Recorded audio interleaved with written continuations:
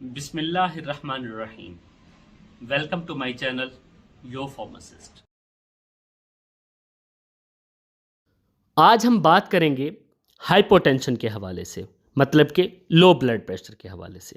ہم جانیں گے لو بلڈ پریشر کی بنیادی وجوہات کیا ہو سکتی ہیں، لو بلڈ پریشر کی علامات کیا ہیں، اور لو بلڈ پریشر کو کیسے نارمل کیا جا سکتا ہے.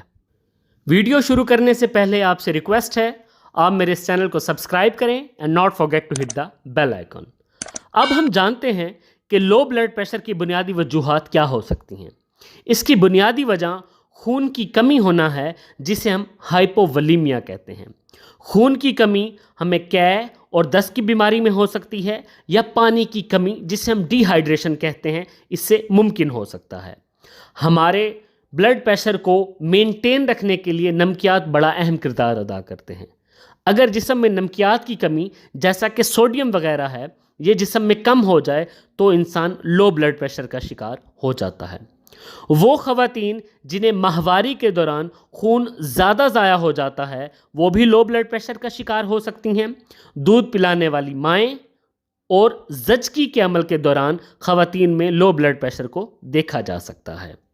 اگر بیماریوں کی بات کی جائے تو انسانی جسم کو ایک بیماری لاحق ہوتی ہے جسے ہم ایڈیسن ڈیزیز کے نام سے جانتے ہیں.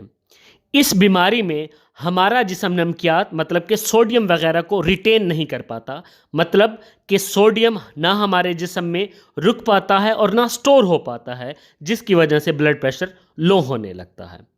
اب ہم جانتے ہیں کہ لو بلڈ پریشر کی علامات کیا ہو سکتی ہیں.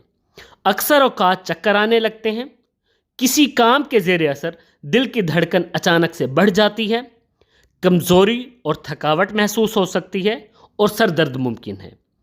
اگر ہمیں کسی ایسے صورتحال سے واسطہ پڑے جس میں کسی انسان کا بلڈ پریشر بہت حد تک لو ہو جائے اور وہ بے ہوش ہونے لگے، تو اس صورتحال میں اس انسان کے سر کے نیچے سے تکیہ ہٹا لیں، یا اگر اس کا سر اونچا ہے تو اسے نیچا کر دیں اور پاؤں زمین سے کچھ حد تک اوپر کر دیں.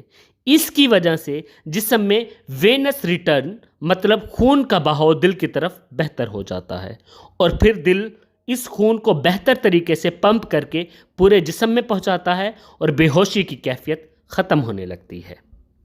اب ہم جانیں گے کہ لو بلڈ پریشر کو کیسے نارمل رکھا جائے.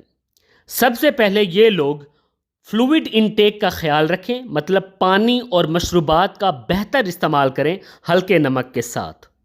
خون کی کمی نہ ہونے دیں.